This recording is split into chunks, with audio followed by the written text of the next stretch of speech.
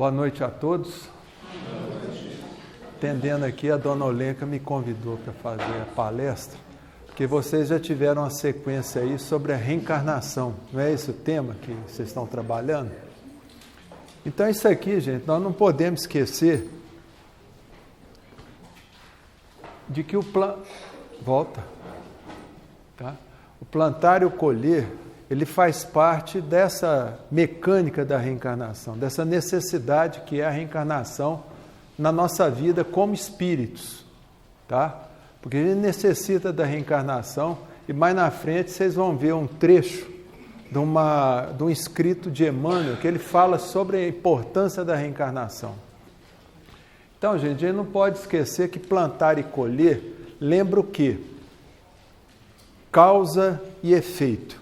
Eu pergunto para vocês aqui agora,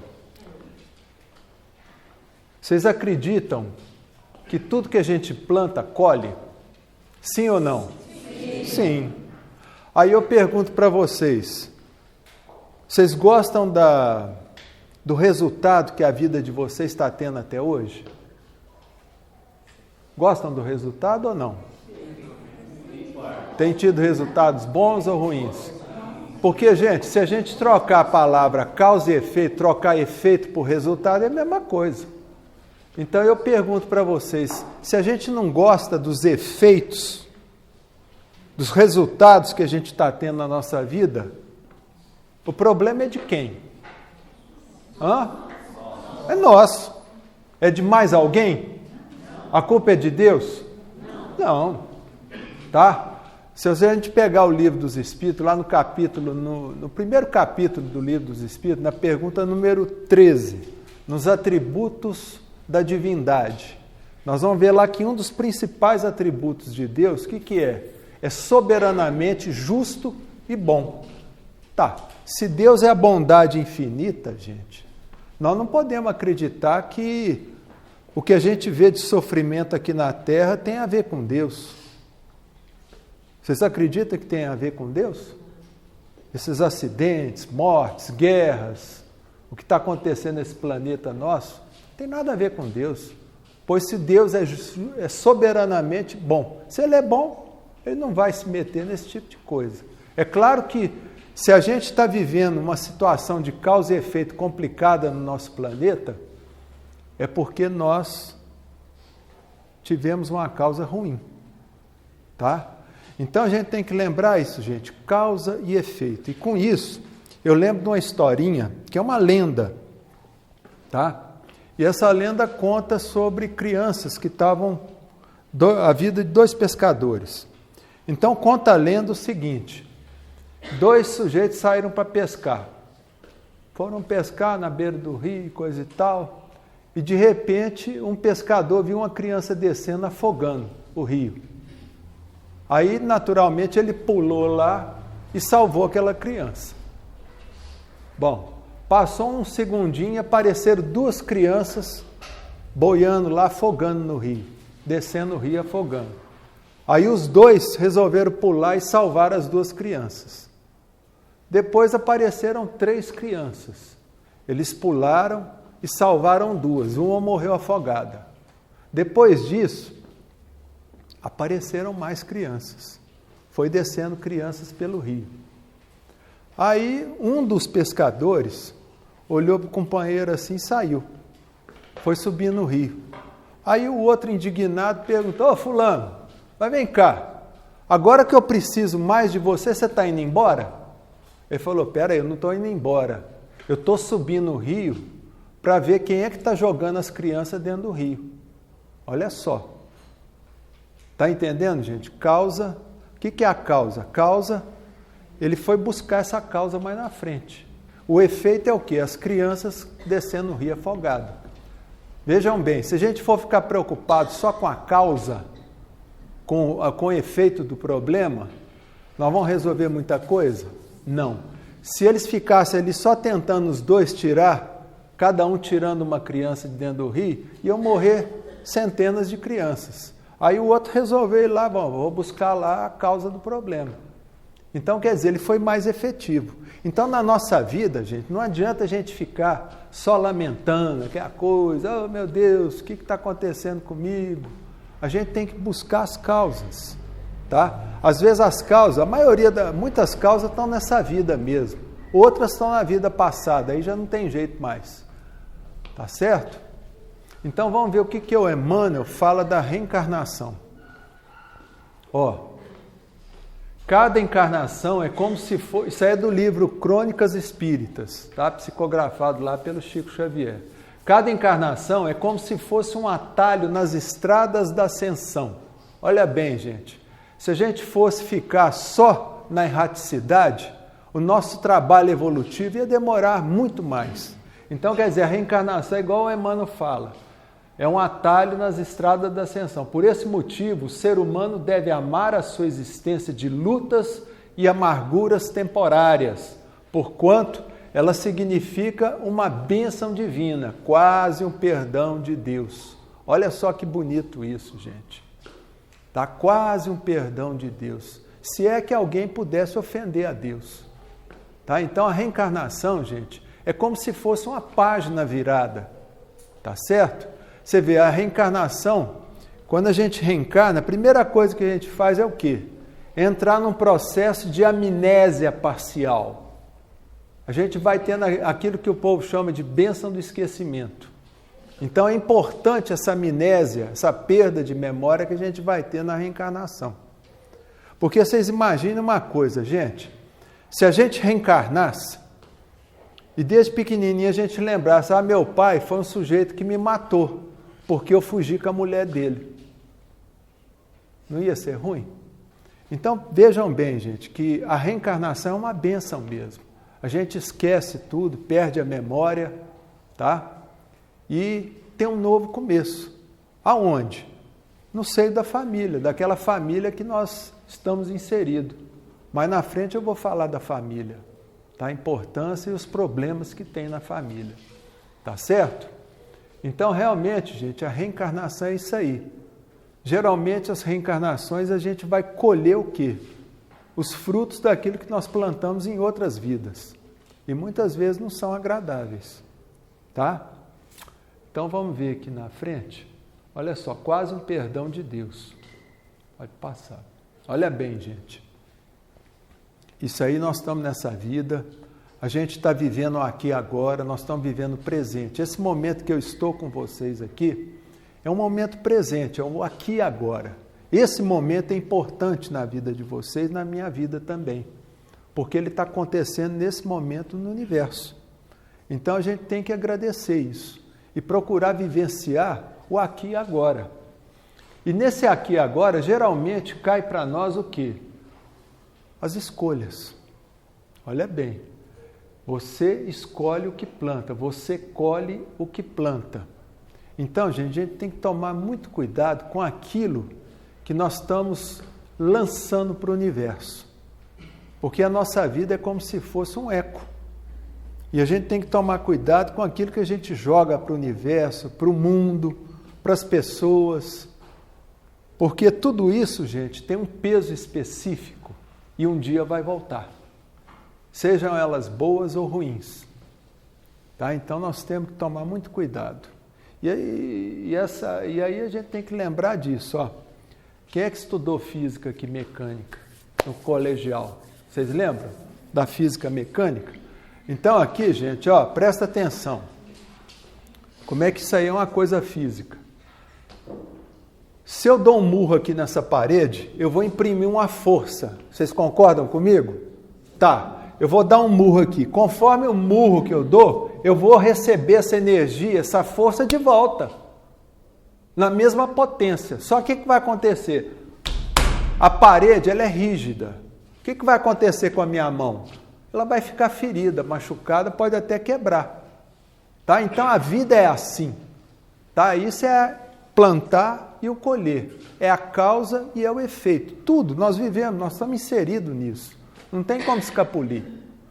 Tá? Então, qual é a melhor medida que a gente pode fazer? É procurar o quê? Semear o quê? Plantar o quê? O bem. Pode passar. Aí, gente. Vocês estão vendo essa árvore bonita? Parece um ipê roxo, né, Zé Renato? Mas vocês não estão vendo o que está por baixo, estão vendo? É uma árvore bonita, não é? Mas se a gente for ver a raiz por baixo da superfície da terra, foi plantado o quê? Uma semente de um ipê. Vocês já viram a gente plantar uma laranja e nascer uma melancia? Não tem condições. Tá certo, gente? Então a gente faz a escolha na nossa vida. Ou a gente planta o que é bom ou o que é ruim. Nós vamos colher? Vamos. E nisso aí eu me lembro de uma história lá do Contos e Pontos, do Irmão X. Foi psicografado, tem um capítulo lá que fala grande cabeça. No caso aí a pessoa plantou a parte do mal. E olha só que história interessante. Essa grande cabeça, esse capítulo, conta a história de um tal de Dr. Abelardo, que era um jurista, um advogado muito famoso na época. E esse sujeito, ele era muito inteligente, muito. Ele pegava tudo quanto é causa e não tinha escrúpulo nenhum em pegar as causas, desde que a pessoa pagasse bem para ele, porque ele era uma capacidade jurídica extraordinária. Tá? O pessoal, ele chegava no fórum, e lá no fórum todo mundo abaixava a cabeça para ele, os juízes, promotores, olha que falava, doutor Abelardo, chegou a grande cabeça, todo mundo punha apelido nele de grande cabeça. E nisso foi a vida. Eles sempre pegando causa de gente corrupta, de ladrões, bandidos, podiam pagar muito para ele. Ele nunca pegou uma causa, vamos dizer assim, pro bono, para ajudar alguém, nunca. Sempre pegava só de gente milionária, rico, tudo. A mãe dele, ela vivia falando, meu filho, você tem que ajudar as pessoas mais pobres, pega uma causa de uma pessoa que está precisando, contra algum poderoso. Ele falou, que é isso, mamãe? Isso eu não posso perder tempo, porque isso aí eu tenho que arrumar dinheiro, juntar dinheiro para meus filhos, para deixar de herança. Então essa era a preocupação do doutor Abelardo, tá? E ele passou a vida naquilo, sempre ganhando, ficando cada vez mais famoso, respeitado, tudo. E a mãe desencarnou. Aí passou um tempo também lá, tal, e ele desencarnou também. Quando ele chegou no plano espiritual, gente, aí veio aquele remorso, que é uma coisa inexorável, que vocês vão ver na frente aqui. E aí esse homem, esse espírito, a cabeça dele começou a crescer. Começou a crescer de forma desproporcional. E ele deitou a cabeça no chão e ficou ali durante anos e anos com a cabeça deitada no chão, porque não conseguia levantar.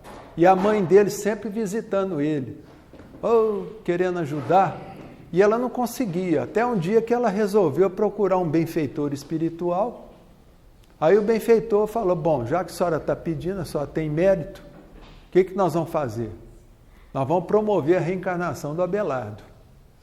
Mas vai ser uma reencarnação que ele vai nascer num lar bem humilde, bem pobre, e vai sofrer de hidrocefalia.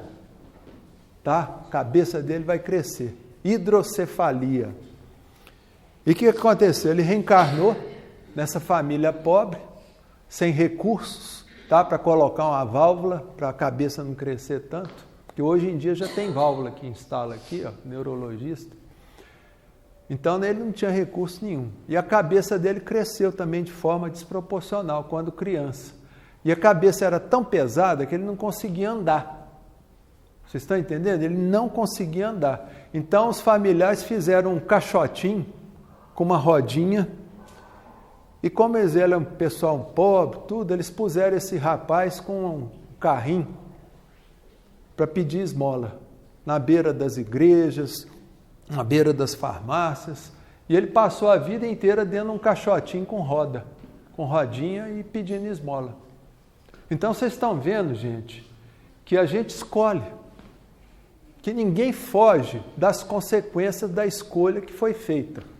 Isso eu falo para todo mundo, sujeito procura gente em consultório, que rolo, eu estou passando por isso. Falei, então vamos trabalhar nas causas, vamos investigar as causas, porque tudo tem causa, doença, tudo que a pessoa faz, tá certo?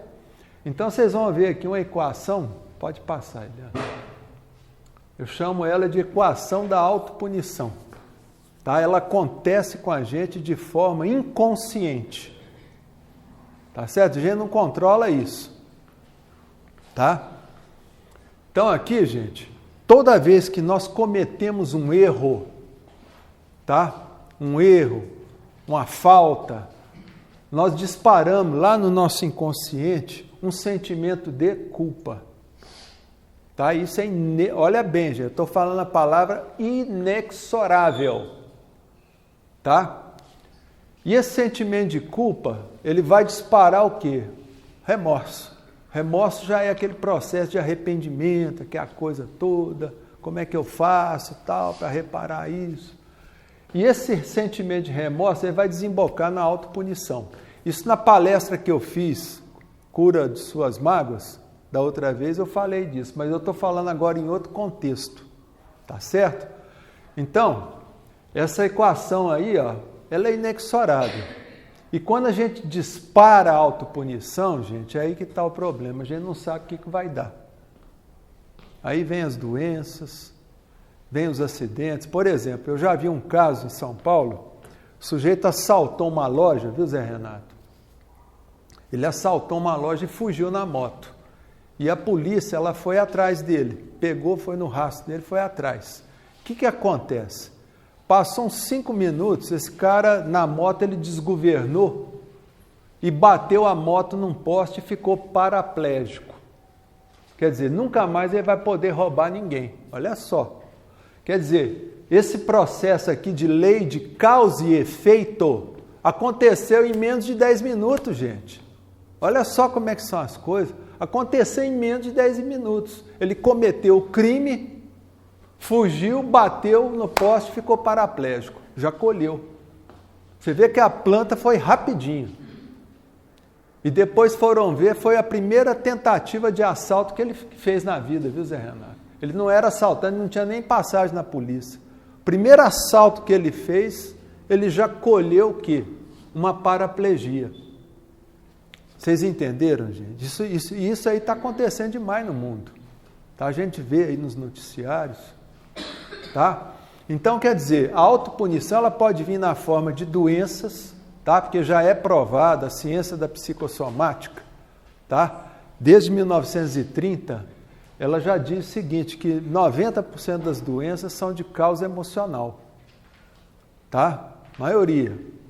Ninguém pega um câncer. Alguém já ouviu falar que pegou câncer? Não, ninguém pega. Ninguém pega um lúpus, ninguém pega aí uma psoríase, ninguém pega uma diabetes, ninguém pega um ataque cardíaco, um infarto. Acidentes, igual eu dei o exemplo para você, a pessoa pode se acidentar também. Por quê? Porque todo acidente, gente, é uma distração a nossa mente. A gente distrai. Você vai atravessar a rua e distrai e não vê uma moto vindo. Você está lá no seu trabalho, você distrai e o dedo vai embora, numa serra elétrica lá. Os insucessos. A pessoa reclama muito de insucesso. Ah, minha vida não dá nada certo, o meu emprego tal, o emprego era bom, mas eu perdi, não consigo passar no concurso, coisa e tal. Quer dizer, gente, tudo tem uma causa. E toda essa causa, gente, está em nós. Tá? A gente tem que lembrar isso, que a gente buscar as causas é muito importante, tá? Porque toda pessoa que busca a causa, que vai atrás de uma causa, são pessoas que fazem a diferença na vida delas e na vida dos outros, tá? As pessoas que ficam correndo atrás para poder arrumar os efeitos, os resultados ruins, quer dizer, elas acabam patinando e não saem do lugar, às vezes passa a vida inteira ali só lamentando, reclamando aquela coisa. Vocês vão ver o que acontece com quem reclama demais. Insucesso nos relacionamentos também, todo tipo de coisa, insucesso financeiro, insucesso em relacionamento, tá certo? Por exemplo, tinha um caso de um sujeito que, quando ele era adolescente, ele gostava de abusar de meninas, abusava muito, vivia abusando. E esse sujeito, ele passou um tempo, cresceu, tudo, naturalmente a pessoa que abusa demais acaba esquecendo. E aí sempre que ele, todo relaciona isso, ele me procurou no consultório. Aí foi ver, ele veio reclamar para mim que ele não tinha resultado bom em relacionamento nenhum, amoroso. Toda mulher que ele arrumava traía ele. Toda mulher que ele arrumava, ele traía. Ele fala, nossa, doutor, parece que eu tenho um dedo podre, só arrumo mulher safada que vai me pôr chifre. Desculpa o termo aí, viu, gente? Vocês estão entendendo? Aí eu falei, bom, meu amigo, então vamos ver a causa que te levou a fazer isso. Aí acabou a gente voltando lá e me contou as lambanças dele lá da juventude. Eu falei, então, entendeu? Então agora vamos trabalhar no auto-perdão. Você tem que se perdoar.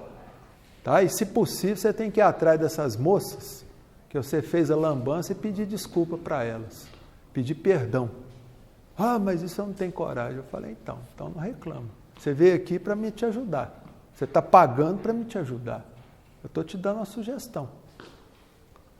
Tá? Não sei se ele fez, porque depois nem voltou mais, não deu as caras.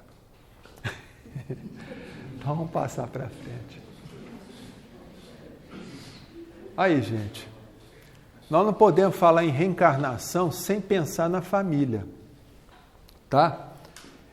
E a família, gente, a gente sabe, olha bem o que o Emmanuel falou aqui, ó, família um cadinho purificador. Olha bem. Quem é dentista aqui? Tem algum dentista? Não, né? Mas vamos falar aqui, quem é que já foi em dentista antigo? As senhoras aí, eu até peguei essa época também. Gente, vocês sabem o que é cadinho? Antigamente os dentistas, para fazer o amálgama, para pôr nos dentes, eles usavam um cadinho que é um recipiente para poder o quê? Derreter metal. Então ali eles derretiam o ouro, a prata, misturava com mercúrio, vocês estão entendendo? E fazia, então aquilo ali chamava cadinho. Todo dentista tinha um cadinho ali, tinha um auxiliar que, enquanto você estava ali com a boca aberta, ele estava ali derretendo metal para pôr nas obturações. Então, olha bem a figura que o Emmanuel usou, tá? Um cadinho purificador. Família, gente, é exatamente isso, tá? Família é exatamente um cadinho, é onde a gente purifica os nossos sentimentos, tá? É onde a gente sofre, é onde a gente derrete, muitas vezes, sentimentos nossos, tá? Sentimentos de ódio, essas coisas todas que vêm lá do passado, porque família, gente, é muito difícil, tá? Você pode, os dedos da mão aqui, ó, a gente conta uma família harmônica. Se você conhece uma família harmônica, perfeitamente harmônica, eu nunca vi, só em literatura, tá? A grande regra são famílias desarmônicas. A maioria das famílias são desarmônicas. Sempre tem problema, tá? E é nisso que a gente tem que lembrar, tá? Se você tem uma família complicada, um parente complicado dentro da família, um pai complicado, um filho complicado, uma mãe complicada, uma esposa complicada, naturalmente, não é por acaso, tá? Não é por acaso, não está ali à toa. São problemas que a gente aprontou lá no passado e a gente tem que retificar nessa vida. Então, família, gente, é um lugar que a gente tem que exercitar o quê?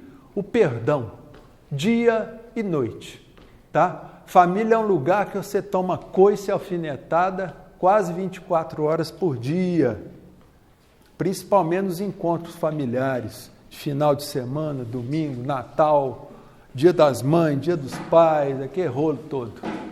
Então, quer dizer, é normal isso, tá? Isso é a nossa humanidade atual nesse planeta de provas e expiações. Tá? Aliás, o pessoal fala que a Terra é um planeta de provas e expiações. Não, não é a Terra. A Terra não tem nada a ver com isso. É os habitantes que vivem na Terra que estão sujeitos a provas e expiações.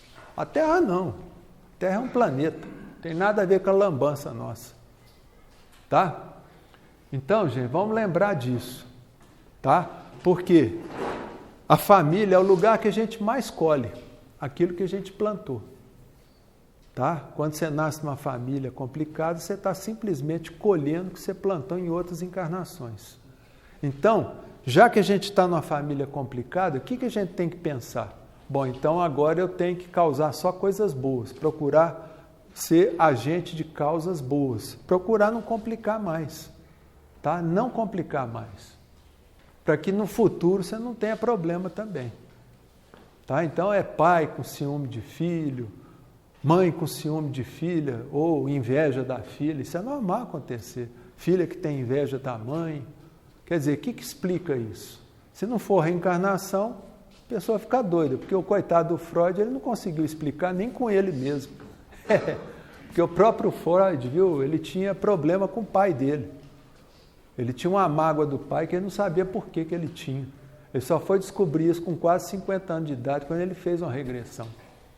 Tá certo? Com um amigo dele lá, um tal de Breuer, que era um psiquiatra também.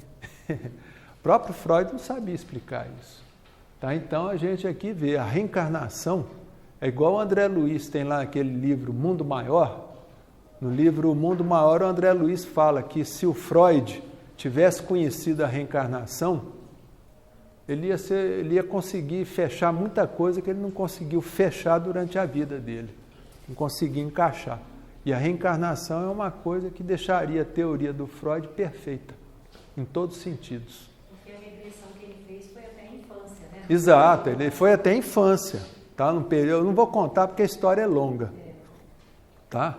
Mas ele voltou aos 3 anos e descobriu um negócio lá, ele com a mãe, e ele ficou com ciúme do pai. Quer dizer, foi aí que ele trabalhou aquela questão do complexo de Édipo. Foi quando ele descobriu isso com ele mesmo, que ele era um Édipo, e não sabia que era. Tá? Então, essa questão da família é isso. A gente tem que lembrar e ter paciência com os familiares. Tá? Persistência no bem. Olha bem, gente, volta um pouquinho, Eliana. Tem muita gente que desiste de fazer o bem. O bem, gente, a gente não pode desistir. Isso é muito importante. Porque muitas vezes as pessoas vêm para mim e reclamam: mas eu passei a vida inteira fazendo bem para os outros, e as pessoas que eu ajudei nunca vieram atrás para me ajudar. Eu falei: meu amigo, não tem problema, tudo que você planta, você vai colher. Agora, não precisa colher da mesma pessoa. Se você faz o bem para a pessoa e ela é ingrata, é problema dela. Quer dizer, o universo ele vai te proporcionar outras fontes que são inesgotáveis, que vão chegar para você os benefícios. Às vezes você faz um bem, por exemplo, um filho de uma pessoa, ajuda aquele menino, uma outra pessoa vem e ajuda um filho seu também. Tá certo? Então, benefício vem, gente, de outras fontes. A gente não precisa ficar: eu fiz o bem para aquele mendigo lá. Aquele mendigo nem me agradeceu. Não tem problema. Outra pessoa vai te agradecer por outros motivos. Tá? Então, vamos persistir no bem, porque não é fácil, gente, nessa vida. É muita decepção que a gente tem. Tá? A gente vê as pessoas, a pessoa dedica 30 anos, eu estou casado há 30 anos, depois de 30 anos eu descobri que meu marido tinha outra mulher, com outra família. Quer dizer, você entendeu? E eu fiz tudo para ele. Não tem problema, só deu sorte só ter descoberto. Foi bom, só ficou livre do marido. Entendeu? Isso aí já é um benefício. Vocês entenderam, gente? Então, o bem é muito importante. Tá? Vamos ver mais na frente. Olha aqui esse videozinho, gente. Dá para apagar aí? Ah, não precisa não.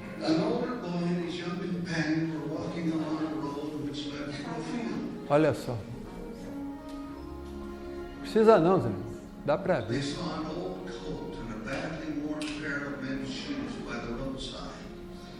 And in the distance, they saw the owner working in the field. The younger boy suggested that they hide the shoes to Olha lá, conceal themselves. olha a ideia. And watch the perplexity on the owner's face when he returned. The older boy thought that would not be so good. He said this owner must be a very poor man for the looks of his clothes. So after talking the matter over at his suggestion, olha a escolha, gente, a importância da escolha. Instead of hiding the shoes, they would put a silver dollar in each one and see what the owner did when he discovered the money. So that's what they did.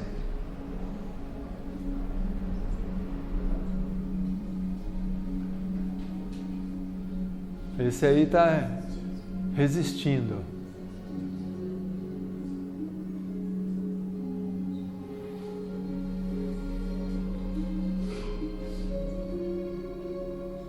Olha só aqui que é a escolha.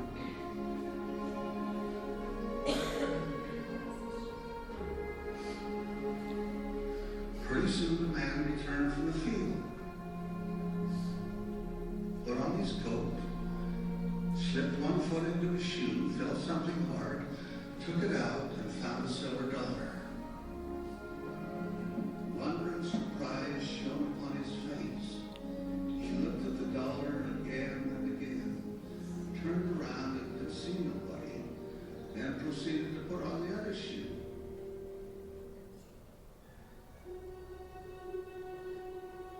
When to his great surprise, he found another dollar. His feelings overcame him.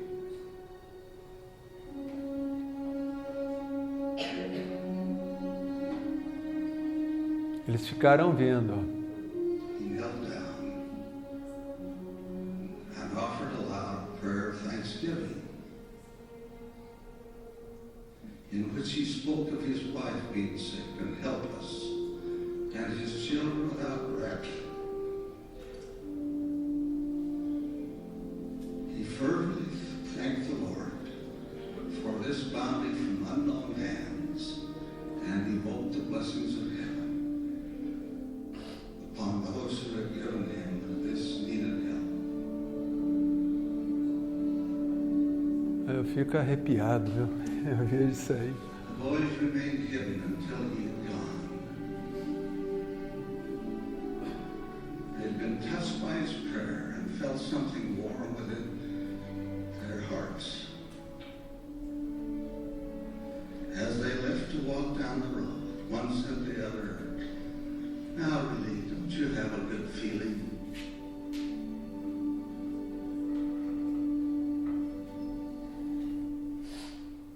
Beleza, pode parar. Pode acender. Mas vocês viram, gente? Aquele homem que achou o dólar dentro do sapato, naturalmente ele estava colhendo. Aquilo ali é o quê? Era um efeito de alguma coisa boa que ele fez. Vocês viram como é que vem? Quer dizer, ele não conhecia aqueles meninos, jamais. Mas você vê que o benefício chega de forma inesperada, gente, por outras fontes. Vocês estão entendendo? E você vê, e aqueles meninos que colocaram o dólar lá dentro, você vê que o primeiro menino estava querendo o quê? Sumir com as botas. Quer dizer, escolher o mal. Ele estava tentando escolher o mal. Aí veio o mais velho e falou, não, vamos ajudar esse homem, pôr um dólar dentro para ver o que dá. Quer dizer, ele escolheu o bem. Olha bem, escolheu bem. Naturalmente, eles vão ter o quê? Uma consequência disso no futuro. Você vê que aquele homem colheu. Você vê como é que é importante esse plantar e colher. Os meninos acabaram plantando uma coisa boa. Aquele homem devia estar passando uma necessidade muito grande e achou aqueles $2 de prata, que era dinheiro naquela época, viu, gente? Então nós temos que agora ver a justiça versus a misericórdia, porque muitas vezes a pessoa fala, gente, mas a justiça de Deus, a misericórdia de Deus, como é que funciona isso? Olha bem, gente. Põe o bonequinho aí, Leandro. Ó, esse aí, muitas vezes somos nós que passamos a vida reclamando, lamentando, só tendo resultado ruim na vida, xingando, só vivendo de efeitos. Tá? Reclamando. Quer dizer, a gente está sujeito aqui. Olha bem o que vai acontecer. A espada. A espada simboliza o que é justiça. E essa questão, por exemplo, às vezes a gente passa a vida com a espada pendurada na nossa cabeça. Está sempre doente, que coisa, carregando sempre uma sacolinha de remédio. Às vezes tem uns 20 remédios ali dentro. E eu já vi gente ainda contando vantagem. Com outra, eu tenho mais remédio que você, como se isso fosse vantagem.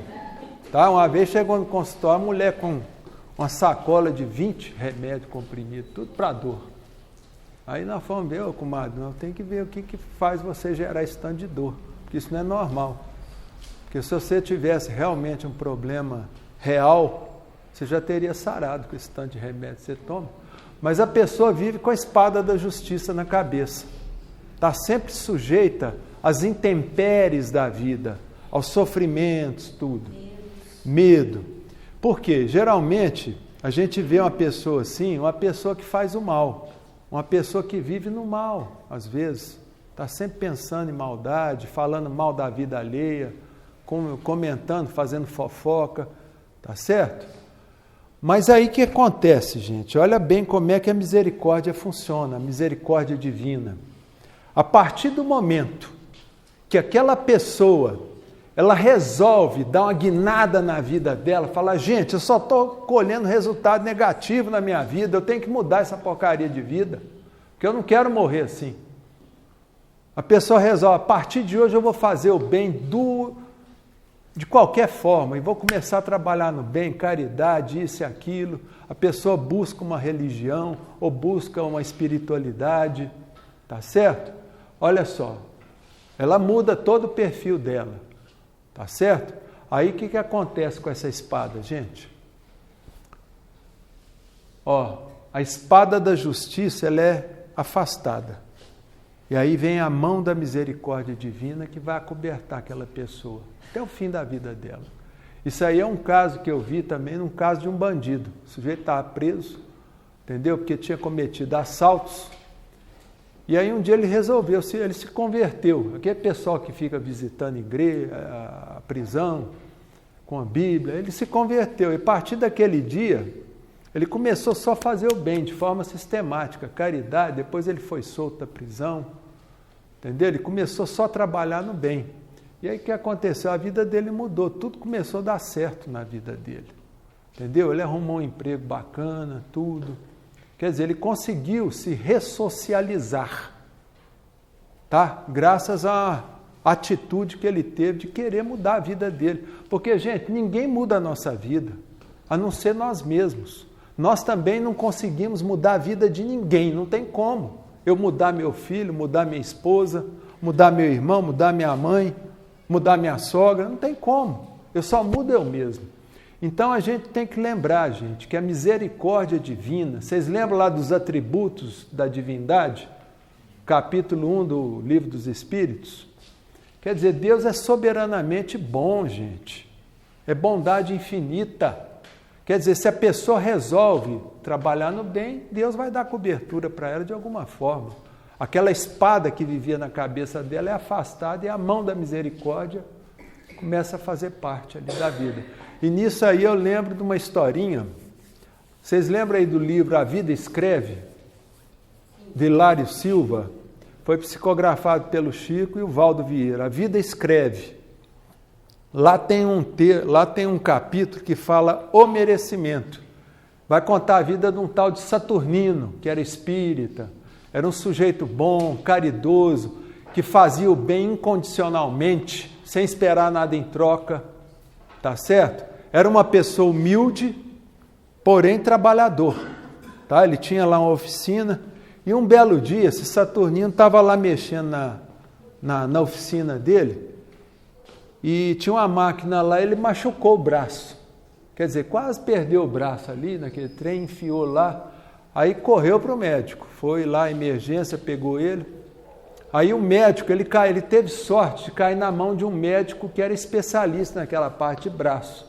E o médico conseguiu recuperar todo o braço dele, mas infelizmente o Saturnino perdeu o dedão, o polegar. Perdeu. Ficou sem o polegar.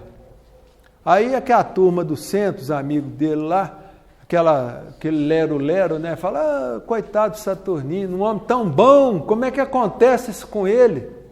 Tanta gente má sofre acidente pior e não perde nem a cabeça de um dedo. Agora o Saturnino perdeu lá o polegar, gente. Como é que pode? Aquela conversa. Então ficou aquele bochicho dentro da comunidade espírita dele lá.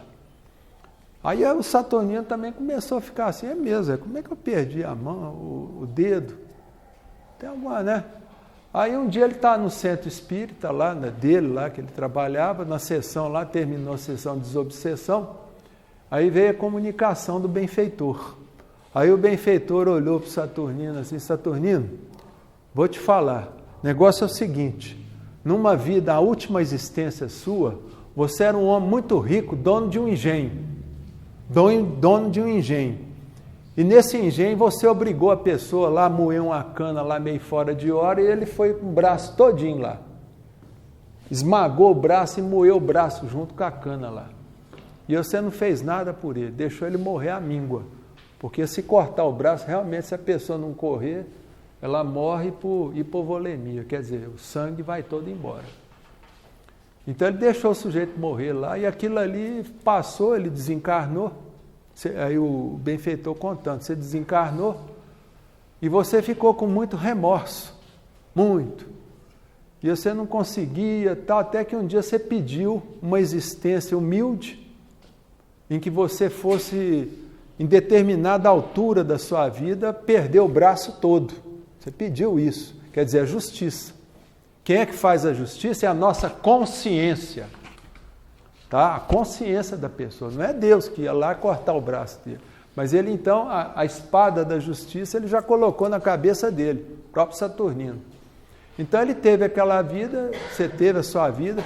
Como você é uma pessoa que sempre ajudou os outros, desde os seus 16 anos, quando você se tornou espírita, então o que a misericórdia divina ouve por bem o quê? Comutar a sua pena, comutar.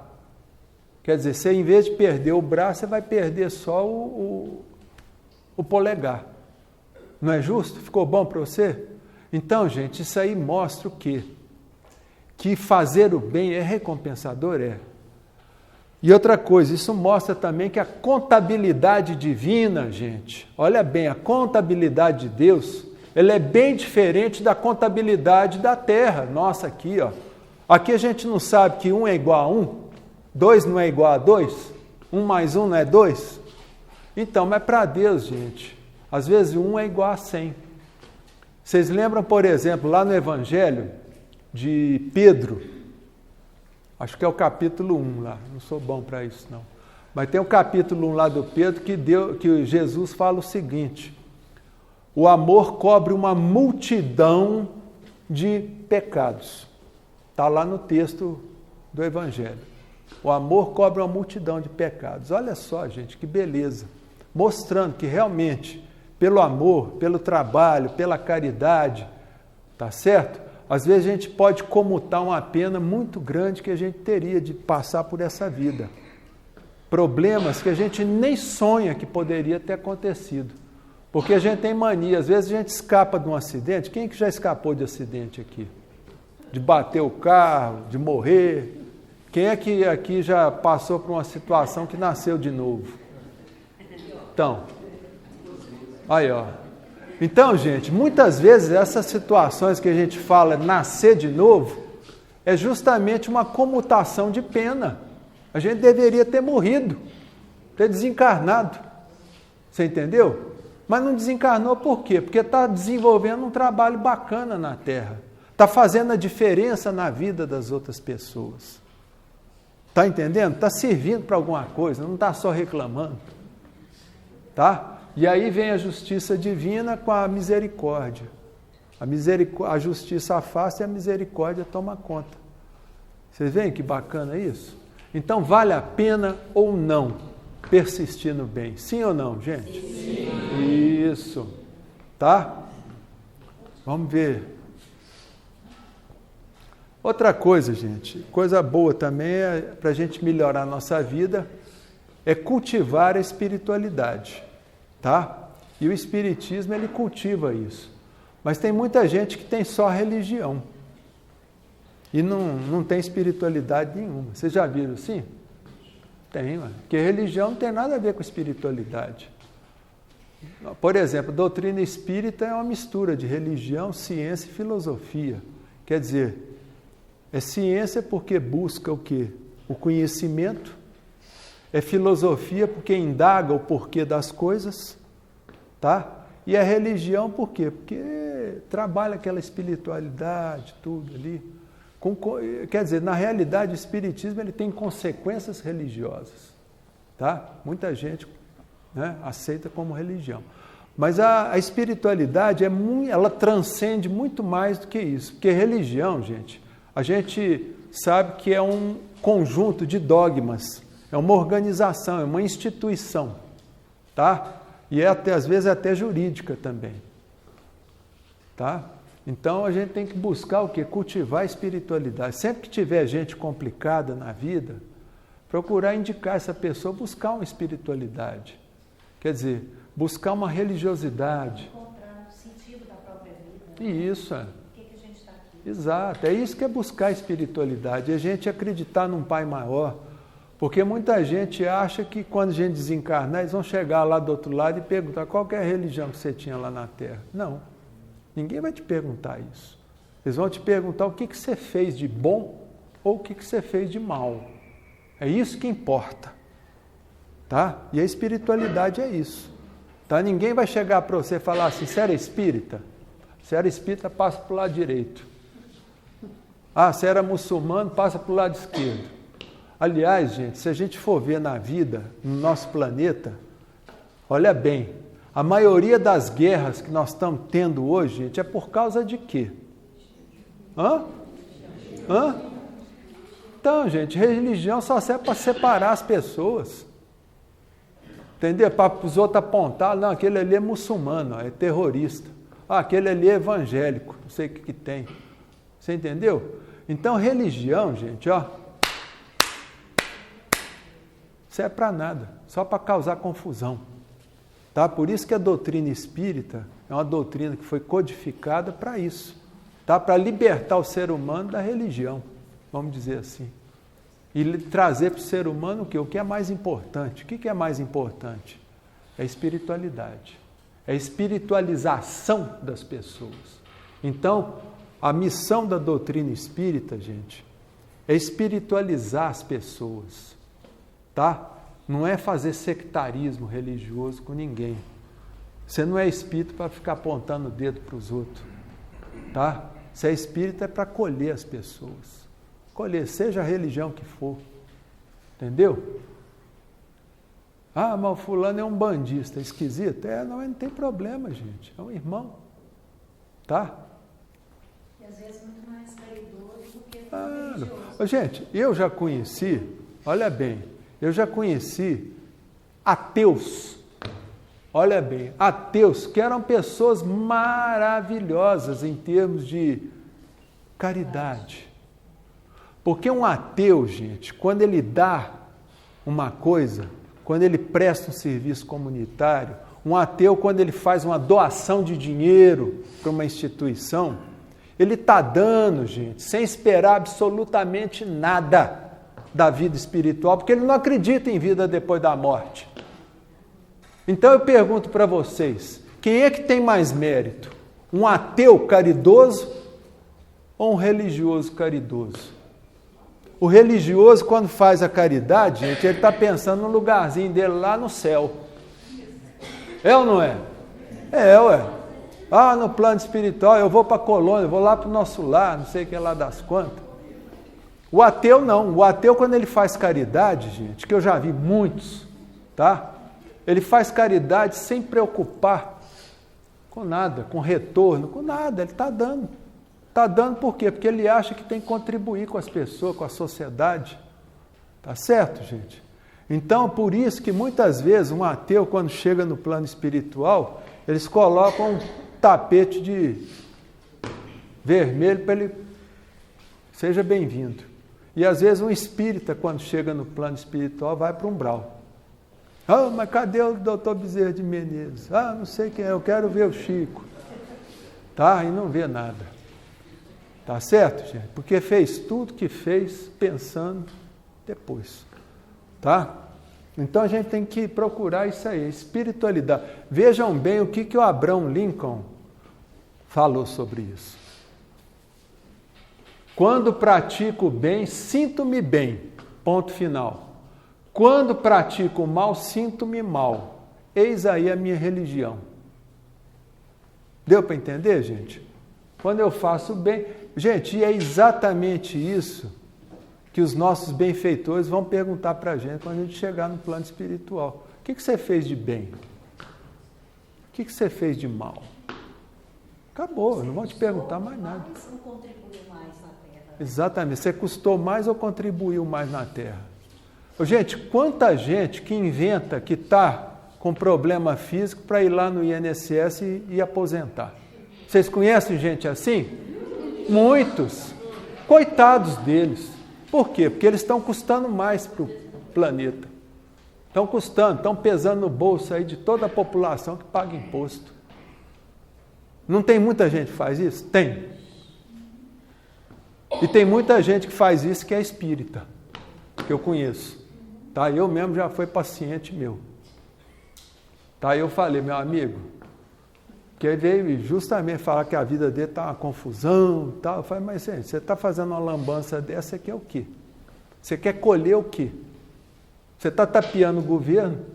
Você quer fazer o quê? Você quer que sua vida seja um mar de rosas? Ah, é? Então, culpa. O sujeito, quando faz uma lambança dessa, ele sente culpa, remorso e autopunição. É aquilo lá que nós mostramos.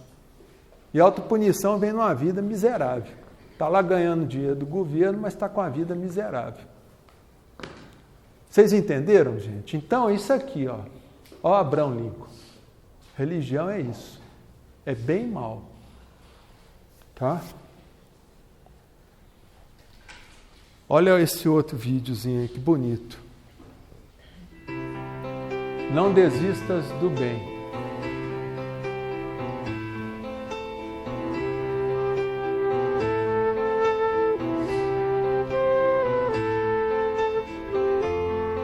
Isso aí é da Sheila.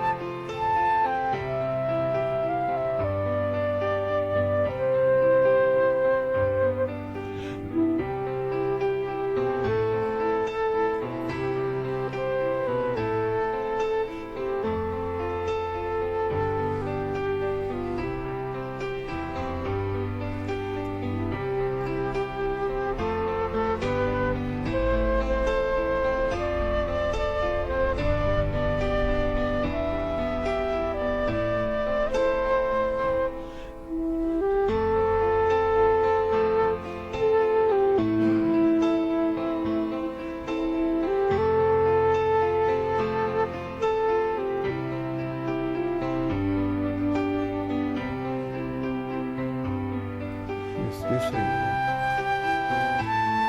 Vocês viram aí, ó, e nessa vida nós não encontramos ninguém ao acaso.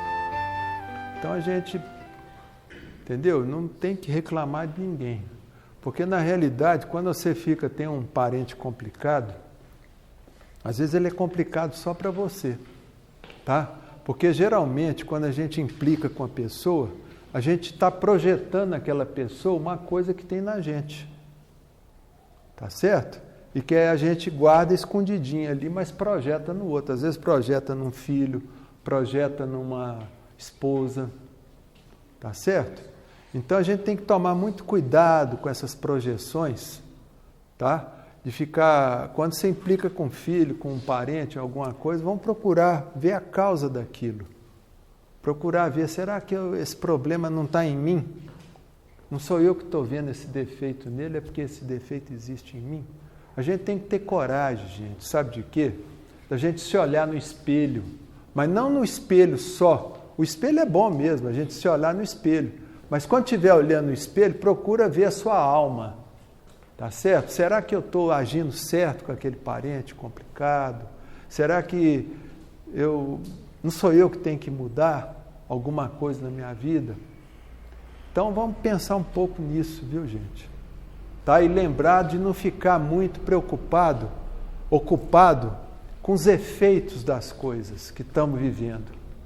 Vamos procurar nos ocupar com o quê? Ocupar com as causas. Tá? Se a gente vive o aqui e agora é importante. Amanhã vocês vão acordar, amanhã é um sábado. Então vamos procurar, gente, ver se a gente entra numa causa nova. Olha bem, você já viu essas pessoas que passam a vida buscando uma causa nova, divulgando uma causa nova? Então isso é bom. A gente tem que procurar causas novas, para que no futuro a gente tenha a possibilidade de ter efeitos bacanas na nossa vida, ou até os nossos familiares. Porque a gente perde muito tempo reclamando de um problema, de um resultado negativo na nossa vida. A gente perde um tempo extraordinário. Se vocês for verem, vocês vão ver que muitas coisas disso está acontecendo na vida de vocês hoje. Está todo mundo preocupado, é isso, eu tenho que correr assim, fazer isso. E esquece de causa. Então, quer dizer, muitas vezes, no trabalho que a gente faz profissional, na psicoterapia, quer dizer, a gente sempre está buscando o quê? Investigar causas. Causas, porque tudo tem causa. Às vezes a causa não está nessa vida. Aí tem pessoas que pedem para a gente, eu gostaria de fazer uma regressão. Gente, uma coisa que eu aprendi com meu sogro, doutor Elias Barbosa, que ele falava muito sobre isso, e falava, uma recomendação do Chico Xavier. O Chico Xavier recomendava o seguinte, que a regressão a vidas passadas, ela só é válida em 2 casos extremos, em que a pessoa está na iminência de suicidar, ou na iminência de cometer o quê? Um crime. Quer dizer, 2 situações que vão colocar em perigo a existência da pessoa. Aí sim é válido fazer uma pesquisa no passado, quer dizer, levantar o véu do esquecimento. Porque, gente, a coisa mais perigosa que tem, eu vejo gente aí buscando, às vezes até me ligam, eu quero fazer uma regressão. Qual que é o motivo? Não, eu quero saber o que eu fui. Fazer regressão recreativa, gente. Tá? Tem muita gente que busca, eu quero saber o que eu fui na outra vida. Entendeu? Isso é o maior perigo. Porque quando você levanta o véu, aquele véu do esquecimento, tá certo? Você abre uma caixa de surpresas. Você não sabe o que vai sair ali de dentro. Você não sabe. Eu já vi muita gente entrar em surto psicótico depois que fez uma regressão e continuou lá. Ficou com problema que não tinha. Tá? Então é muito perigoso, gente. O passado, a gente pode voltar até o útero. Tá? E isso aí é coisa simples. Tá? E a maioria dos problemas que a gente está vivendo hoje no dia a dia, esses efeitos, esses resultados que a gente está tendo, é uma decorrência dessa vida mesmo, gente. É coisa que você ouviu quando era criança. Tá? Às vezes sua mãe lá fez você sentir culpa de uma coisa. Eu já vi gente, por exemplo, com dor, fibromialgia, lá com 50 anos. O problema era que quando ela era criança, uma tia dela falou que ela era culpada da morte da filhinha dela lá, que morreu com câncer, leucemia. Sempre foi culpado. Da filha não, da irmãzinha. Entendeu? E aquilo ali ficou na cabeça dela, aquela culpa. E aí ela desenvolveu essa dor para poder minimizar o sentimento de culpa que ela tinha. Então, quer dizer, a partir do momento que ela descobriu isso, ela deu um grito, ela falou, mas que... Falou um palavrão. Eu falei, exatamente. Entendeu? Se sua tia hoje, isso é PNL, Programação Neurolinguística. Você vê, por exemplo, eu falei para ela, imagina você, adulta, escutando essa tia sua falando que você é culpada pela morte da sua irmãzinha. O que você ia falar para ela? Bom, eu ia falar, tia, você é doida. A menina morreu de leucemia, não tem culpa nenhuma. Então fala isso para ela. Quer dizer, a pessoa entende a causa do problema, acabou. Você entendeu? Ela está curada. Ela não vai ter mais aquele resultado. Vocês entenderam, gente? Então é muito importante isso. Tá? Regressão a vidas passadas é bonito só para a gente ver no cinema. Tá? mas você pode estampar como se fosse uma caixa de Pandora. Você não sabe que monstro vai sair ali de dentro. Porque, gente, se nós estamos reencarnados, estamos aí perseverando no bem, a gente tem que lembrar, gente, que a gente tem obsessão para o gasto. Obsessor, não adianta a pessoa reclamar, mas eu sou cheio de obsessor. Não. Gente, o sujeito quando reencarna, ele já reencarna com 30% de treva no cangote. Tá certo? Não adianta reclamar. Até o Cristo, quando esteve aqui na Terra, ele foi tentado com obsessor, lá, espírito, sei lá. Entendeu? Imagina a gente que é cheio de defeito. Então a gente tem que sempre persistir no bem e procurar sempre ficar fincado com o pé no aqui e agora. Porque, gente, vocês já viram tanto que a depressão está crescendo no mundo? Sabe por quê? Porque as pessoas têm mania de passado. Ficar com o pezão lá no passado. Sempre remoendo os problemas que já aconteceram, as culpas. Quer dizer, não adianta isso, gente. Nós temos que viver daqui para frente. É isso que vale. Tá? Então, o plantar e o colher é isso. Vamos procurar fazer plantas positivas, tanto em relação a nós, quanto em relação aos outros. Tá? O plantio não é só atitude, não. Começa no pensamento. Exatamente. Às vezes a gente está Plantio é no pensamento. Tanta negatividade. Claro. Nos nossos pensamentos. Porque às vezes você deseja o mal para um deputado. Nossa, aquele deputado ali, ele podia morrer. Não é assim que passa às vezes na cabeça da gente? Tinha que prender todo mundo.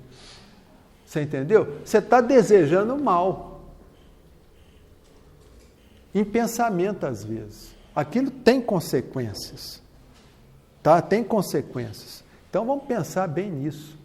Porque tá? se a pessoa merece ou não... É problema dela. Mas a gente não merece entrar nessa faixa.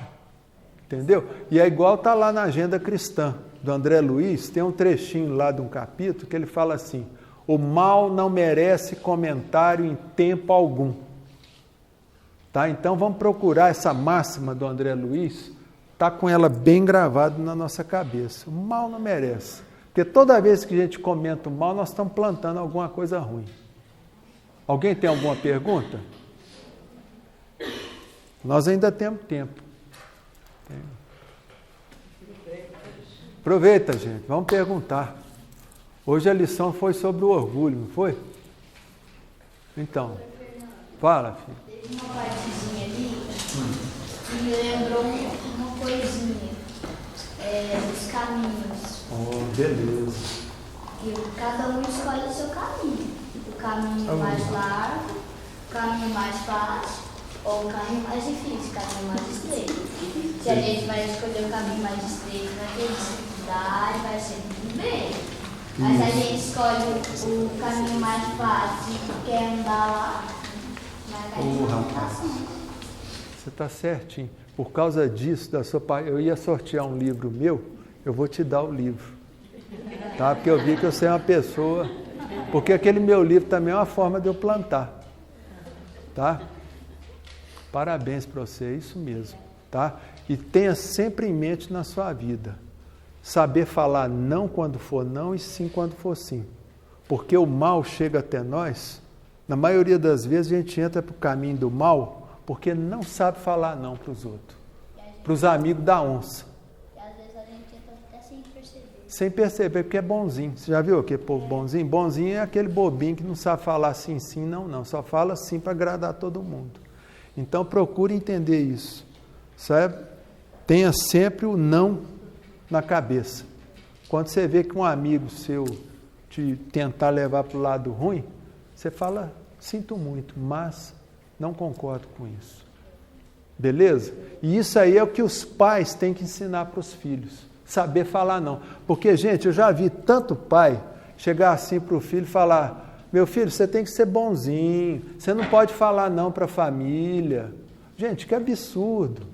O Cristo, que é o Cristo, sabia falar não, doesse a quem doesse. Vocês não lembram do episódio que ele expulsou os vendilhões do templo? Foi lá e deu pancada na turma, falou, não aceito isso aqui. Quer dizer, o Cristo falou não. Você entendeu? Pois não. Como que funciona nessa parte assim, dos lidamentos? A atuação dos florais nesse processo? a alopatia, a fitoterapia, ela age no nosso corpo físico, tá? A homeopatia, ela age no nosso perispírito. Então, por isso que a homeopatia ela é mais devagar um pouquinho. E o floral, ele age aonde? Ele age na nossa emoção, na nossa sede do espírito, e age bem rápido.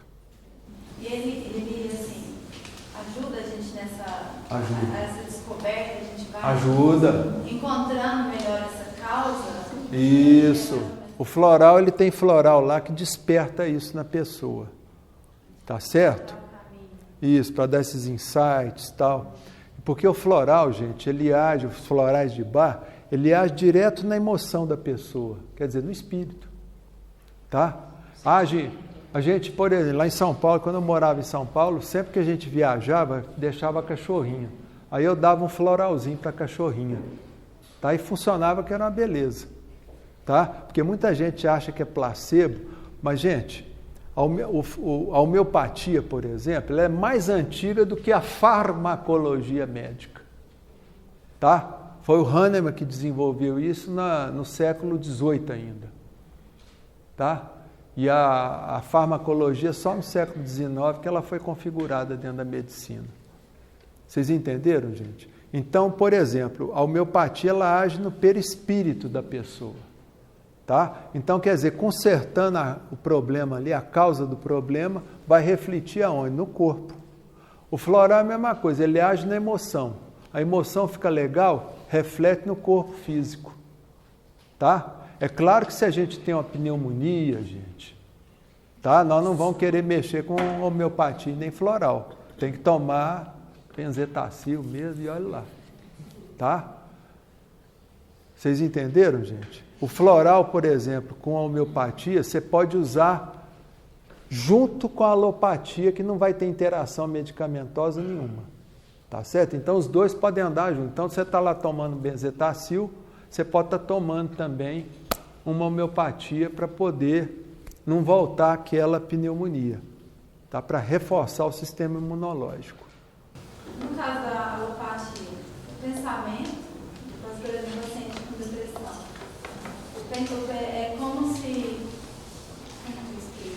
ele toma medicamentos. Se o pensamento dele não auxiliar... A causa da depressão é emocional, tá certo? Por exemplo, quando é uma depressão reativa, uma depressão simples, o que é uma depressão reativa? É aquela depressão que a gente está reagindo aos fatos que acontecem na nossa vida. Por exemplo, um luto, uma perda de emprego, uma decepção amorosa. Geralmente, às vezes, a pessoa fica numa depressão. Mas existe uma depressão que vem de dentro para fora, que a gente chama de endógena. Essa depressão é só com medicamento. No primeiro momento. A psicoterapia, ela segue junto. Mas, você entendeu? A alopatia é como se fosse uma bengala ou uma muleta que a pessoa precisa na hora ali, para não cair de uma vez. Tá? Então, por exemplo, a pessoa está tomando lá o antidepressivo, ela pode tomar junto com o antidepressivo um remédio antidepressivo homeopático também, que aí já vai trabalhar em 2 níveis, perispírito e corpo físico. E o floral para trabalhar lá na causa, tá? Junto com a psicoterapia, porque a pessoa tem que entender. Você perguntou assim, às vezes a pessoa está tomando o remédio, mas dentro dela ela não está acreditando. Se ele tivesse feito, não tem muito... E não faz mesmo, viu? Eu já vi caso, pessoa... Você vê, por exemplo, muita gente reclama da medicação alopática antidepressiva, tá? Às vezes está tomando sertralina, alguma coisa assim, e reclama que isso aí vicia, eu vou ficar viciado nesse troço. Gente, e o negócio não vai para frente. A pessoa começa a tomar 1 mês só, porque o antidepressivo alopático, ele leva de 20 a 30 dias para começar os efeitos dele, em nível da química cerebral aqui. Tá? Então leva mais ou menos 20 dias. E a pessoa chega lá 1 mês, não fez nada, para com a medicação. Aí depois vem o efeito rebote. O sintoma volta pior. Então, gente, tem que confiar no médico, gente. Por favor. E parar com essa lenda que vocês puseram na cabeça de que remédio antidepressivo vicia. Alguém já viu algum remédio antidepressivo faixa preta? Você que é farmacêutica? Não tem. Tá? O que tem é o benzodiazepínico, que é faixa preta, que são o alprazolam, Rivotril da vida, o clonazepam, tá certo? Eles são faixa preta. Por quê? Porque eles... Não são para depressão. Tá? É para dar um relaxamentozinho. Tá? Para a pessoa dormir, ter uma qualidadezinha de sono. Tanto é que o pessoal toma um Rivotril junto com antidepressivo. Tá? Então, gente, vamos confiar, não parar com a medicação sem que o médico diga que tem que parar. E geralmente, quando vai parar com a medicação, o médico ele vai fazer um processo de desmame lento e gradual do antidepressivo. Tá? Agora, tudo está aqui, gente. Procure entender que a depressão é querer, tá? Porque o problema da depressão também, muita gente não quer sarar, tá? Porque muita gente gosta do quê? Dos efeitos da depressão, que é o quê? A mãe passando a mão na cabeça, os parentes preocupados, é o coitadinho, tá lá atolado na lama da autopiedade. Ah, que beleza! Tem gente que adora isso, tá? Aí não quer sarar, começa a sarar, para com remédio de uma vez, de supetão, como um antidepressivo. Aí vem o efeito rebote, volta o sintoma tudo de novo. Aí fala, não, esse remédio não dá certo, esse médico também é um besta, não serve para nada. E não é a pessoa que não quer sarar. 90% dos pacientes não querem sarar, gente. A gente sabe disso. Não quer. É espada. A pessoa adora ficar com a espada da justiça na cabeça, aquele trem ali por um fio.